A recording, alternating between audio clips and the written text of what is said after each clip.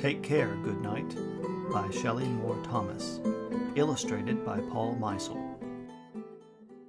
Once there were 3 little dragons. The dragons lived in a deep, dark cave that was in the king's forest. But the dragons were very happy in their cave. They had a good friend. He was called Goodnight. Every day he rode his horse, clippity-clop, to the dragon's cave to say, "Good morning, good dragons." "Good morning, Goodnight," replied the dragons. And every night he rode his horse, clippity-clop, to put the little dragons to bed. Good night," the dragons said before they went to sleep. One day after the good knight had ridden off on his horse, clippity-clop, the little dragons heard a knock on the door. It was another friend, the old wizard. "Good day, little dragons. I was wondering if you could help me," the old wizard said.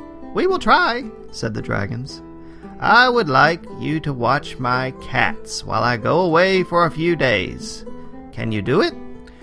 The dragons had never watched cats before, but the good knight taught them that it was good to do good deeds. "Certainly we will help you," said the dragons. The old wizard was very happy. He told the dragons that he would leave a note with instructions at his cottage. He left them a shiny silver key to his door.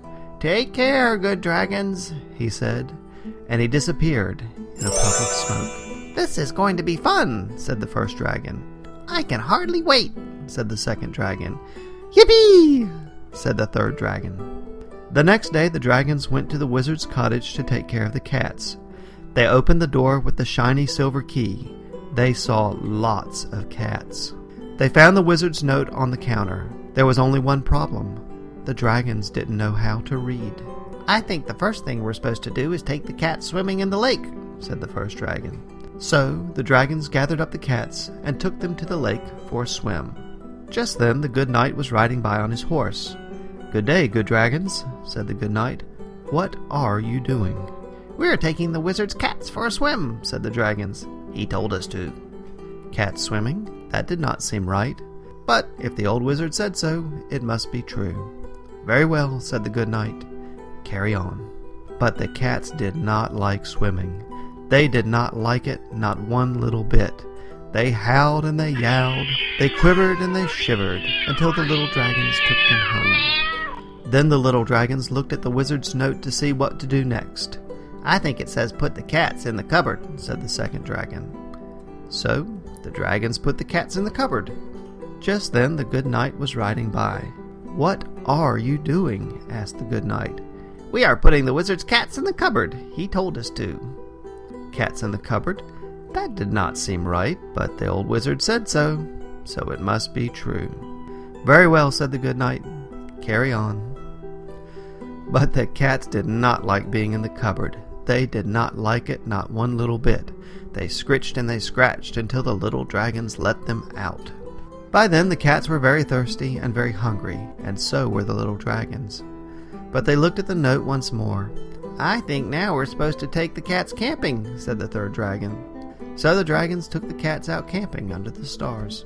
"What are you doing?" asked the good knight, who was coming to bring the dragons back to the cave.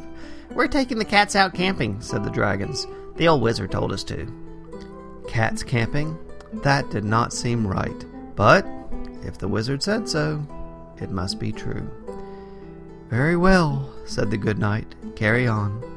But the cats did not like camping. They did not like it, not one little bit. They jumped and bumped, they clawed and pawed, they cussed and fussed and hissed, and they would not even eat one toasted marshmallow.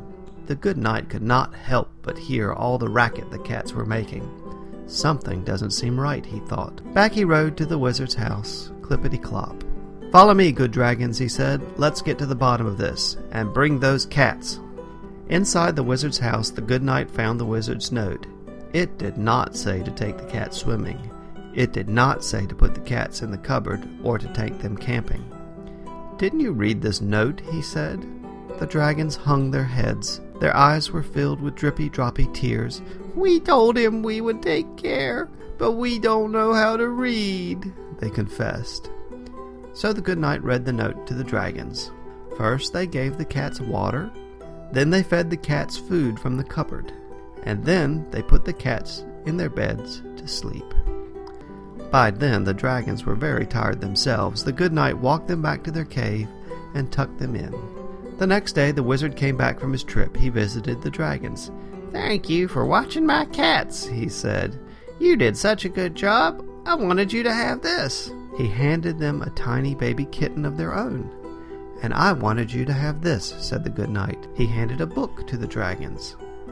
It was a book about learning how to read. The end.